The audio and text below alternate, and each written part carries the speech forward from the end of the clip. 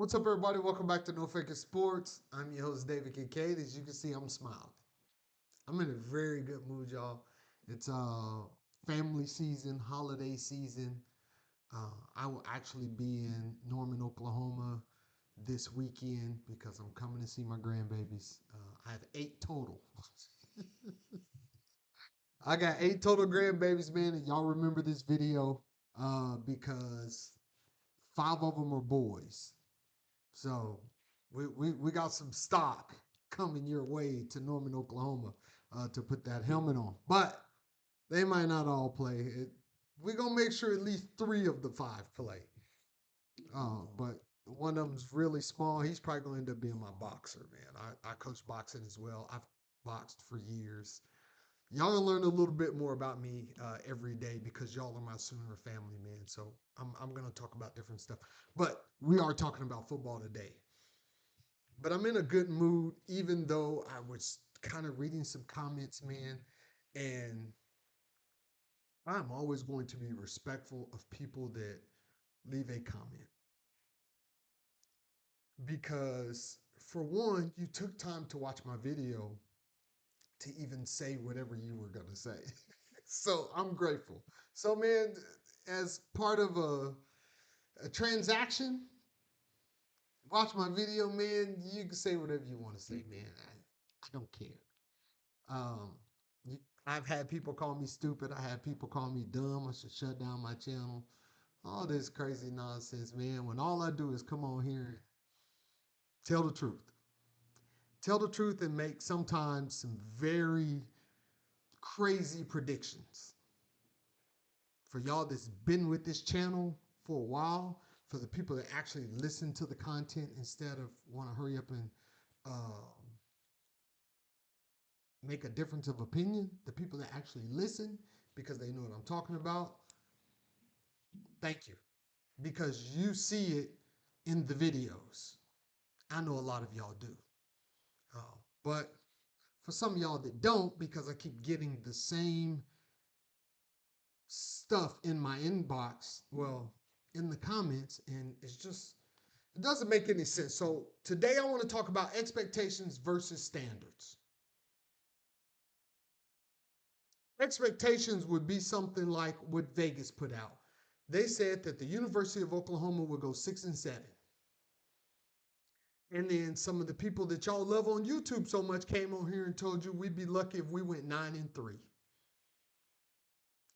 They thought 9-3 was the ceiling for the University of Oklahoma this year.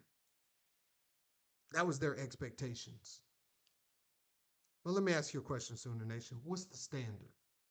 Everybody listen up. Everybody listen up. I want to tell you something. They talk about Sooner magic and luck and all that. I want to tell you something.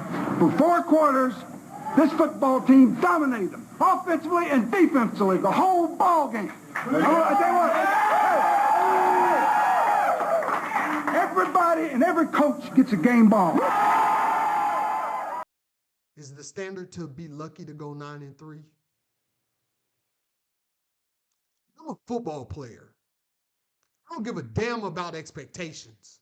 I care about my standard. I know Brent Venables cares about his standard. But some of y'all are happy with 10-2. Some of y'all are happy with just barely winning. You know what Nick Saban had to say about after a win? He was fired up. It was a good win for our team. I think we challenged our players to go out and see if we could be a dominant team in every facet of the game, and we challenged our players individually to see if they could dominate their box. And I think there were times in the game where I thought we did that. I thought we started out big play to start the game on offense, pretty good drive. The second time we had the ball, I think there were times when we got a little sloppy. I think we got really sloppy at the end of the game when we played a lot of twos, and I was not pleased with the way they executed. Our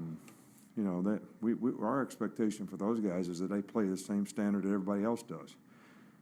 They practice, they know what to do. They should go out there and execute. And we didn't move the ball on offense. We didn't take the air out of it at all. We didn't take any time off the clock. We didn't make any first downs. He was fired up. Because even though they won, it was not the standard.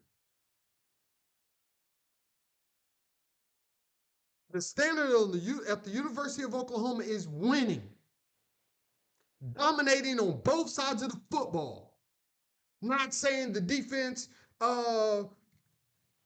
played so amazing, but the offense, they just didn't lose the football game. If y'all are happy with that crap, by all means. But that's not the channel for you. I'm just going to be honest with you, because I'm never happy with that. I will never be happy with just, okay, we just won. When I know there's meat left on the bone, when I know there's more that we could have done if we would have done things the right way.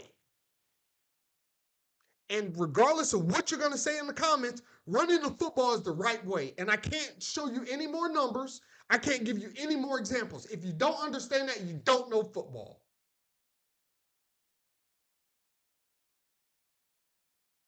There, I said it. If you think it's all this other crap, you don't know football. Name me one national title that the University of Oklahoma won where their main focus was throwing the football. I'll wait.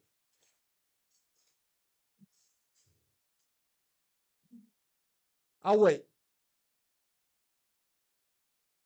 Go back in the archives. Go Wikipedia. Go Google. Go back as far as you possibly can. The University of Oklahoma has never won a national championship not running the football and playing great defense. So why y'all trying to change the standard now? Why is this crap okay? Why is Ben Arbuckle getting a pass? When you're 10-2, we're probably the best roster that you've had in 20 years. And that's saying a lot because we've had some amazing teams offensively. We've had some great players defensively. But the way that this unit is playing together, we have not seen this. We're back to our standard of football on one side of the football. But if you're going to tell me 17 points is the standard, man, you don't know OU football. If you're going to tell me 3 points in the Red River Shootout is the standard, you don't know football. But I'm in a good mood. I get a little fired up sometimes. I got a little razzle-dazzle. And it ain't for sure, man. It's really boiling inside of me. But let's get to the video. There's my intro. Illinois State. At the beginning of the season, I pointed out what I saw and some of the stuff that I knew that we weren't going to do, which was run the football. And even though we won, everybody was happy about it and in the comments and just be happy with the win and all that. It's just Illinois State. The first excuse I got was we're not gonna show what our offense can do. And I said, really? Y'all think Illinois State is the preseason? No. It's just we're not gonna run the football. And this is what I said in the video. Our run game is still a finesse run game. Anytime we had short yardage run situations or it was an obvious run, we were getting penalties. That's not a good sign. It's 3rd and 1, 3rd and 2, and we getting procedural penalties. That means y'all aren't comfortable just lining up and going and getting 2 yards. That's what that's telling me. It's telling me that we're working on the pass way more than we're working on the run. And that's not what I was given at the press conference, and that's not what y'all have been telling me in my comments. Y'all been telling me he is a run-first coach, and I keep telling y'all, the numbers tell you who somebody is. He has never been a run-first coach. And this is still a spread offense. that doesn't have a downhill running game. The next game, Michigan. Post game, I gave all the praise, offensively and defensively. But I also said that John Mateer needed to clean up the turnovers. I'm pointing the patterns out, even though we won, but y'all don't want to hear this stuff. Y'all scared of the future. I'm telling you what's going to happen in the future if there's certain things that we don't fix. There's two types of people in this world. People that care about the future and people that are just happy with what's going on now. And that's mediocrity. That's the person that's happy at the $20 an hour job and they just want to sit right there.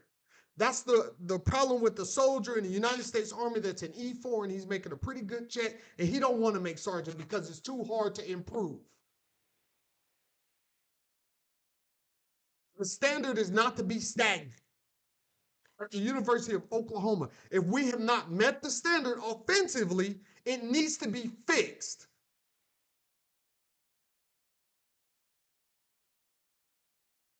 And I'm coming on here week after week and I'm telling you how it should be fixed. But all y'all do is give me excuses of why we're performing the way we're performing, and none of it is real. It's all stuff that you probably heard from another podcaster, and I told you all that shit is wrong.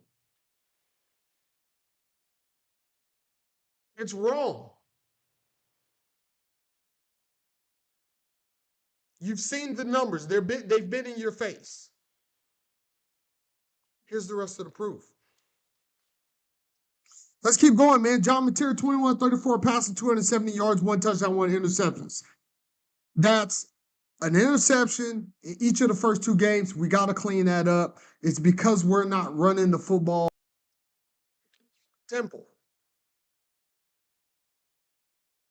I pointed out the fact that Ben Arbuckle was trying to win John Mateer the Heisman.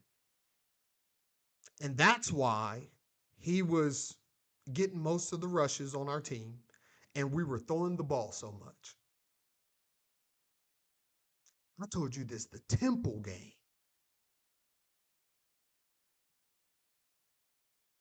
Everybody else just now figuring it out. That's what I said. Head scratchers. So if you're not really paying attention to the football game and you just go look at the box score, you'll see that the Oklahoma Sooners ran the ball 42 times for 228 yards. But if you watch the football game, then you know that the majority of those runs came either from John Mateer or in the fourth quarter when we were trying to run the clock out and get out of there because the game was over. Meaningful snaps out of those 42 rushes, only 19 of those were to the running backs. 14 for 100 yards by Torrey Blaylock. 5 by Javante Barnes. That's it. So those other 23 rushes came in mop-up duty by Xavier Robinson. That terrible play on the reverse, and the rest by John Mateer. John Mateer, once again, was the second leading rusher on the team. Why? That is not, you can't tell me that the QB run game was necessary against Temple. I'll tell you what we got, guys. We got an offensive coordinator that came over from Washington State, brought his quarterback with him, and he's already said it. He wants to win John Mateer the Heisman. I don't give a damn about John Mateer winning the Heisman. Would it be nice? Yes, it would. But not at the detriment of winning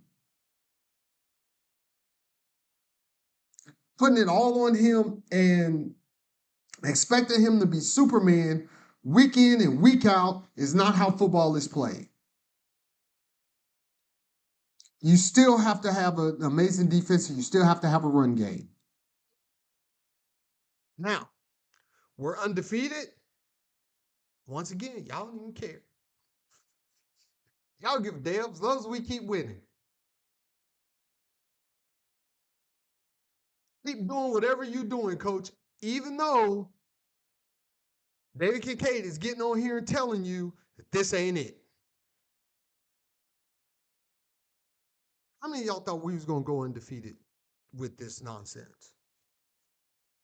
If you've been listening to everybody else, you probably was just sitting around and just waiting for the losses to come because their expectations was 9-3.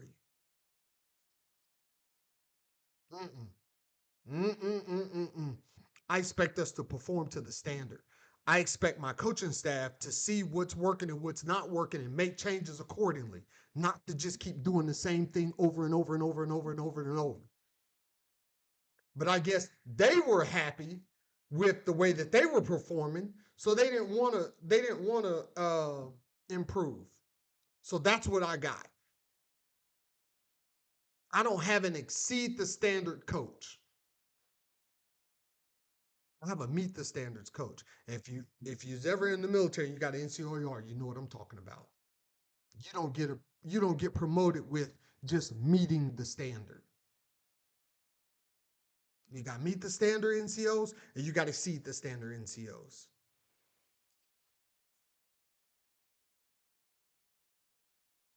This football game was modeled after the military. I don't know if y'all know that or not, but this game was modeled after the military. So Auburn, I talked about the play calling. Y'all was in my comments because we were undefeated. But here comes Texas. Texas is coming off a loss to Florida, and we're coming off a bye. We just saw a team lose in the Texas Longhorns, who are undefeated. Now they coming into this game with a limp. Coming out of Gainesville, one of them Gators grabbed that leg and did his roll and snapped it off. And in that pregame Florida video, I pointed out how Florida beat Texas and how we could use that same strategy to do so. But I was concerned. Yeah, of course, y'all was in the comments. Let's talk about this game coming up against Texas. This past weekend, they lost to Florida. Okay, Florida did some things well that I don't think we can replicate against Texas because we have two different style offenses. When Florida ran the football, it was more of a downhill running attack. I'm not saying we're going to lose the game. You don't hear me say that. And I think we can too. I just don't see it to the tune of 30 passing attempts.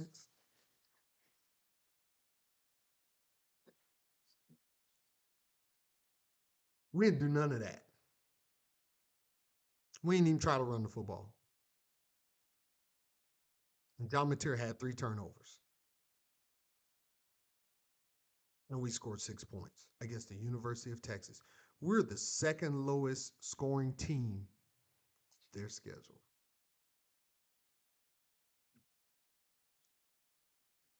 And y'all want to tell me that's the standard?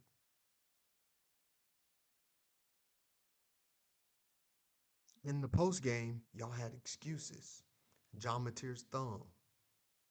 So we went from offensive line to getting acclimated to John Mateer's thumb. And I said, if we would have been running the football, you wouldn't have to worry about his damn thumb. Y'all see where I'm going with this? I once had a major tell me that a major in the Army, and forgive me for my language for some of my younger viewers, but um, this major in the Army, I forgot what we were talking about, but I was telling him something, and he said, Sergeant Kincaid, I don't like excuses. He said excuses are like blowjobs. I know how to give one.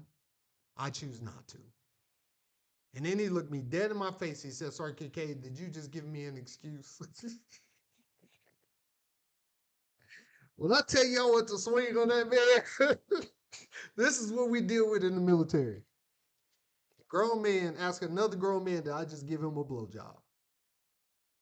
Hell no. Back to the video. We cooking tonight, man. I'm in a good mood, man. It's the holidays. I hope y'all enjoying it. I know it's a boring Monday, man. I just want to come give y'all some something to watch, man. Um, let's talk about the South Carolina game. After the Texas game, pre-game. I came out, man. I did my thing. More excuses in the comments. Okay. Move on to the Ole Miss game.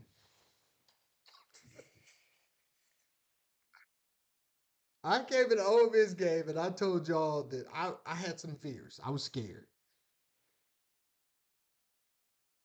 I wasn't going to predict us to lose, but I was scared. Because I knew that Ben Arbuckle was not going to run the football. Oklahoma welcoming Ole Miss in Norman. And which offense are we going to get? I'm going to be honest with you. I'm scared.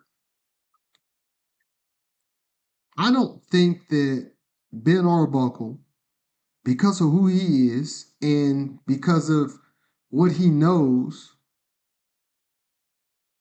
I don't think that he's going to come into this game and run the football. I think he's going to go back to his 5 wide that he loves and try to throw it all over the place. Now, against South Carolina, we would break a 22-yard run. He would come right back and go into 5 wide. He would go in the hurry up and go into 5 wide. Why? I have no idea. And I hate it.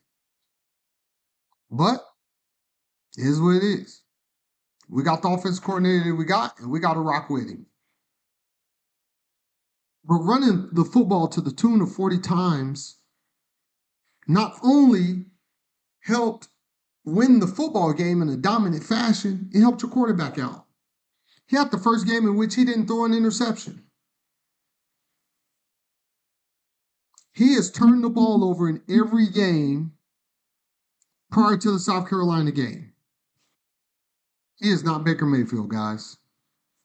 He is not Kyler Murray. He doesn't throw the ball as well as either one of those guys, and he doesn't run it as well as Kyler Murray. John Mateer is John Mateer. I believe in John Mateer. I believe John Mateer can be the quarterback of a national championship football team. But the same thing I said for Jackson Arnold last year, we have to do this year. We have to protect our quarterback by running the football and not putting it all on his shoulders. You got Ole Miss, you got a high-powered team on offense. They're not that great on defense, but they're okay. We should be running the football, keeping their offense off the field, keeping their defense off the field. And we can get out of there with a win. This is on the road. We can get out of there with a win, man. But we didn't do that. And of course, I got more excuses in the comments, and I made another video post game, and I called out y'all's comments. Called them out, kind of like I'm doing now. Please stop with the excuses. It doesn't matter. Whatever the excuse is that you have in your head, it doesn't matter. Stop trying to blame the offensive line and the offensive line coach. Stop trying to blame the running backs coach. Stop saying that the running backs are banged up. We've got plenty of them. You mean to tell me that there's not one running back in that backfield that we can use to hand the ball off to? Man, y'all can't be serious. You have to know the difference between not being able to run the ball and actually not calling run plays. Because the proof is in the stats. When we run the football, we put up yards, we put up points, we win games. Don Mateer's thumb is healed.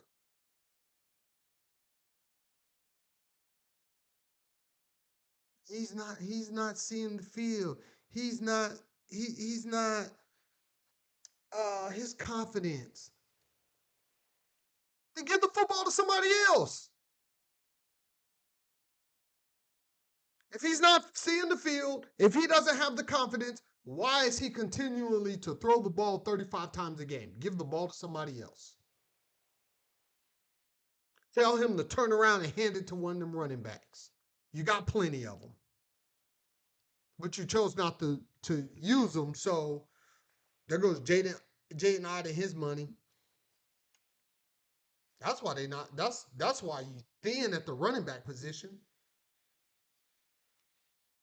Because you don't hand these guys the football and they don't want to come in and pass block. So they're gonna go transfer and go somewhere else. We just got a commitment. They probably told him, yeah, all these other running backs leaving, you're gonna have a chance to play. I hope y'all told that young man he gonna be pass blocking if we got the same mess for next year, which it looks like we will.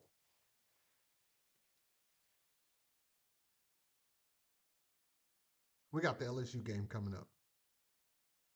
I don't care about the excuses. I care about the fact that we are playing a team that I told y'all at the beginning of the year was doo-doo.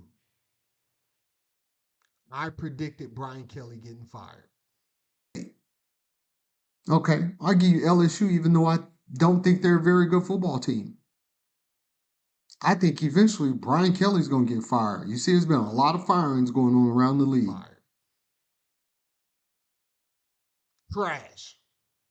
Get him out of here. Don't go here playing with these folks. We're at home. We have every reason to win this football game. But if you go in here playing with them boys on the other side of that line, they still got 4 and 5 star athletes. They still got high 3-star athletes. They still got good players. Don't give them nothing to celebrate. Let them celebrate later when Lane Kiffin announces that he's going to LSU. Let them celebrate that. But as far as a win in Norman, Oklahoma on our field,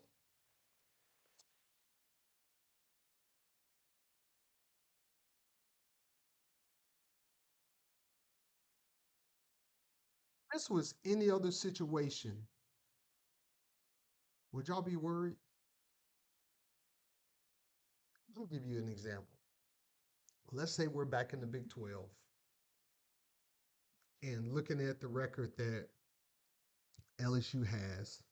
Let's say it's one of them years where Kansas is no good. Let's say Kansas got Les Miles.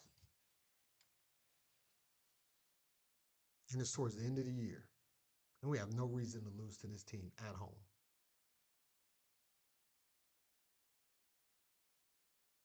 We wasn't worried then. But y'all are actually worried. Is it the 9-3 expectations? Because if it was the standard and we were meeting it, y'all wouldn't even flinch against LSU. Boomer.